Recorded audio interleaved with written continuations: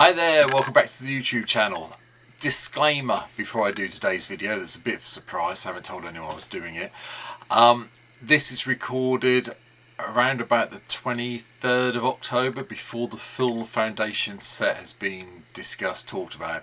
But I've been waiting a long time for them to announce any of the legends, and at the moment of recording this video there is only one legend that's been announced, so that's the card I'm talking about today.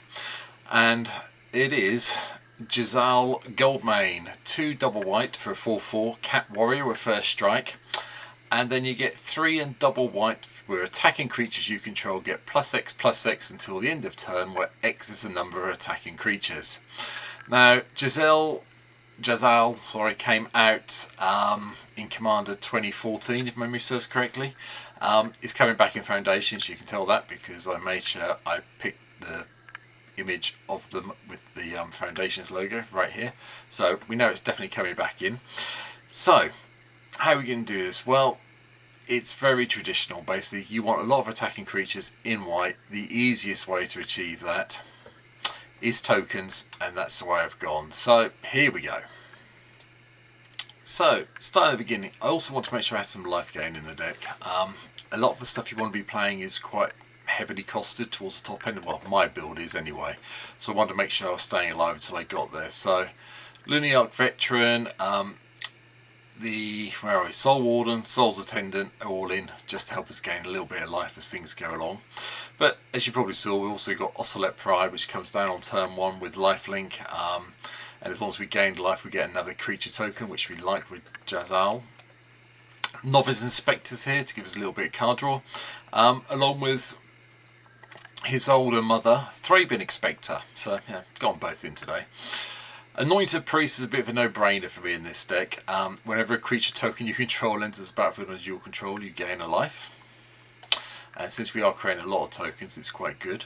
Coming in from Bloomborough, we have the Jacked Rabbit.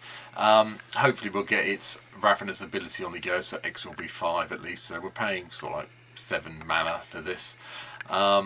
Yeah, but the more you pay for X, the bigger you are. Whenever it attacks, the more white rabbit creature tokens you get, which is quite good, one feels. Yeah. Anyway, Adeline Resplendent Cathar comes in. Whenever you attack for each opponent, create a 1/1 white human creature token that's tapped and attacking. So you will let this resolve, then you trigger Jazal. Prava of the Steel Legion pumps all our tokens up significantly, so they probably survive combat. Rosie Cotton of South Lane just gives us, whenever you create a token, per +1/+1 counter on a target creature other than Rosie. The tokens are really good if you chuck them on the Jacked Rabbit, by the way. Just saying. Again, stack the triggers right. Benny Brack's Zoologist gives us a little bit of card draw for each token we control at the end of turn. Ellen Harbury's Busybody. Yeah. This digs through our library at such a speed it's ridiculous. The amount of tokens we do create with this deck means we will always be getting the best card we want from the top X cards of our library.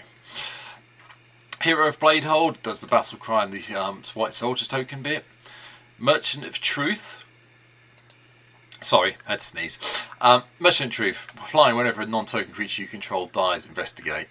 So yeah, there are creatures that get killed off at some stage, but the clues are quite helpful to keep the card draw going. Mondrax here. When we create a token, double it. That's fine. Marielle had to be in as well. Whenever it attacks, create X/1/1 colour soldier artifact creature tokens, where X is the number of soldiers you control. We have a few other soldiers apart from Marielle here, so we get a few bonuses every so often. Warren War Leader also comes in from Bloomborough. Whenever you attack, choose one. Get a 1/1 white rabbit creature token that's tapped for attacking, or you pump up your army. Seems like fair, especially if we can cast this for 6 and get 2 copies of the Warren War Leader. +2/+2 until the end of turn. Yeah, thank you very much. Like that. Angelic Sellsword comes in from the Desert Set Outlaws of wherever it was, you know the one. So whenever another non-token creature enters, we get a mercenary token, and then if we can pump up Angelic Sellsword's power a bit to 6 or more, we get a card when they attack. Defiler of Faith is a no-brainer in this deck. We cast all the white permanent spells, and every time we cast one we get a soldier token. Fine by me. Likewise, God Eternal Ketra, whenever we cast a creature spell, we get a 4/4 black zombie warrior creature token with vigilance. Yeah, I quite like the God Eternal, to be fair.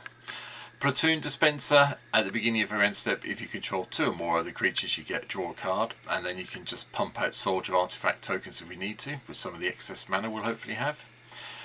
Irreverent Hoplite is also in. We should have enough devotion to white that we get a whole host of white soldiers. Darian, King of Keldor, just means we've dealt damage, we get to have that many white soldier token creatures instead. Oge Attack had to be in, didn't it? Triple up our creature tokens. It's fine by me. Silverwing Squadron, whenever it attacks, we get a number of 2/2 white knight creature tokens with vigilance equals the number of opponents we have. So this makes itself bigger every time it attacks, which I really enjoyed. A little bit expensive for what it does, but I think it's worthwhile in this deck. Sun Titan doesn't produce any tokens or anything like it, but it just brings back all our low casting stuff costs. If you look up here, we have a lot of things that cost 3 just in the creature land, which we can bring back, and we've got other bits coming. Ancient Gold Dragon's a bit of fun for me. I'd like to roll a 20 and get 20 blue fairy creature dragons as a result, or 60.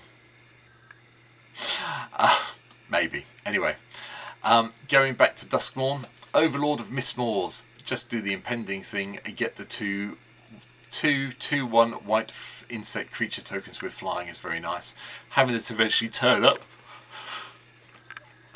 as a creature once the impending bit's finished is all even better, because then you just get to attack again and it's all good fun and fun from there. And Myojin of the Blooming Dawn.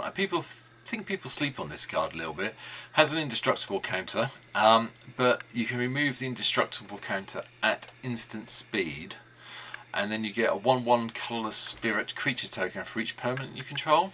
So you can do it at the end step before your turn and hopefully get a whole board worth of spirits, and then just swing in with Jazzy and them, and then pay Jazzy's cost, and yeah, it's silly.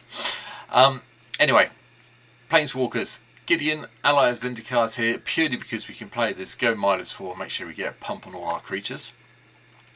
Elspeth, Sun's Champion, is also here for, well, we want to try and get Elspeth up to 7 to do the creatures you control, get +2/+2 and have flying. But the -3 to blow up everything that's big, if you haven't got anything big out, is, yeah, very useful. And then we could put 3 1/1 white soldier creature tokens into play if we need to. Spells wise, a lot of X spells. Secure the Waste gives a whole load of warriors at the end of turn. Grand Crescendo protects all our creatures and gives us some more tokens if we're lucky. Martial Coup is what we're using for one of the Wraths in the deck, because we want to do this as 5 or more, then just get all the soldier tokens into play that we can. Raise the Alarm, Server Expedition, they're all here just to produce extra tokens. White Sun's Twilight, same thing as Martial Coup, get X to 5 or more, get the mites, and then blow everything else up. Temporal Bunnies comes in from the Bloomborough Commander set. It's a bit of a tempting offer. Draw a card and create a rabbit, and then each opponent may draw a card and create a rabbit, and then for each opponent it does, you get another card and another rabbit. And it's just cute, really. But it's Temporal Bunnies, it's pretty good fun. Achroma's Will is here to go, let's do the Alpha Strike and win the game. Righteous Confluence. Choose 3. You're going to basically mainly go with the Knight creature tokens. However, the life gain can be relevant, but the Exile of the Enchantments is becoming more and more relevant. There's been a lot more Marina Room decks being played at the moment. There's a lot more things that revolve around Delirium and use enchantments and so on and so forth. So exiling the target enchantments might be the way to go in the long term. Finally, the biggest wrath we have is Austere Command. Yeah, you all know what it does. Destroy all creatures with converted mana cost 4 or greater, and probably take out all enchantments, because you don't want to take your artifacts out, because your artifacts are kind of key for this deck, because you need the ramp. So, Exit of Immortality lets us shuffle everything back in when it goes pear-shaped. Soul Ring, Arcane Signet, Fellwild Stone, Marble Diamond, Mind Stone, Pearl Medallion and Thought Vessel are all quick and easy ramp cards, followed by Extra Planar Lens, which yes is a little bit dodgy because you have to exile one of your planes when you play it, I get that, but doubling up on your plane production is pretty good, although it does help your opponents out if they've got planes as well, so be warned. And then finally, the card that should go in every single mono deck ever from now on, is Throne of Eldraine. It's just silly. You pay 5 mana, well basically you pay 1 mana for to tap this for 4 in a monocolour deck. Yeah. Just, yeah. And then if you've got 3 spare mana hanging around and this is untapped, you draw 2 cards. Yeah, it's stupidly good, love it. So every mono deck should have this in there. Public service announcement over. Enchantment wise, Legion's Landing, just for the little vampire, and then eventually the flip so we can start producing even more vampires. Intangible Virtue, +1/+1 of Vigilance for all our tokens, and then Serra's Blessing to give everything else Vigilance.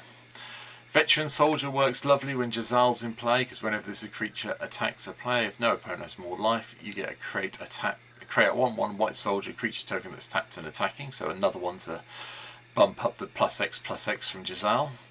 Caretaker's Talent, it gives us a card draw every time a token comes in. Then eventually you get up to level 3 and all your creature tokens get +2/+2. Inspiring Leader does the whole +2/+2 thing for a lot cheaper, but you have to have Jazzy in play to do it. I'm playing tokens. Anointed Procession had to be here. Court of Grace, just because it gives us White Spirit creature token with flying every turn. If we're the Monarch, we get Angels. Leyline of the Meek pumps up our tokens. Smothering Tide gives us treasures. And then the 2 big enchantments. Divine Visitation. Yep, all our tokens become 4/4 Angels with Vigilance. Yeah, I've got no problem with that at all. None whatsoever. And Virtue of Loyalty to just chuck around a load of +1/+1 counters at the end of each turn and untap all our creatures. Yeah, okay then. I'll cope with that as well. Normally, for a mono deck, I'd be looking somewhere between 30 and 32 lands. I have gone up to 35 for this one because of all the big stuff we have got, especially the creatures at the top end here. So I've kept it up at 35, which is about average for my decks. Castle Ardenvale's here to chuck around some humans. Ejano Castle, just to give a little bit of damage prevention to our legends we have. Emeria, the Sky Rune, because eventually we will get there and get 7 planes in play and start returning things in our upkeep. Fabled Passage to go and search out some planes. Idyllic Grange to hopefully come into play untapped and put a +1/+1 counter on a creature. Mistfall Plains to put things on the bottom of our library when it goes in the graveyard and we haven't got Elixir of Immortality available. Monumental Henge, look at the top 5 cards of our library and reveal a historic card from among them. I like this card.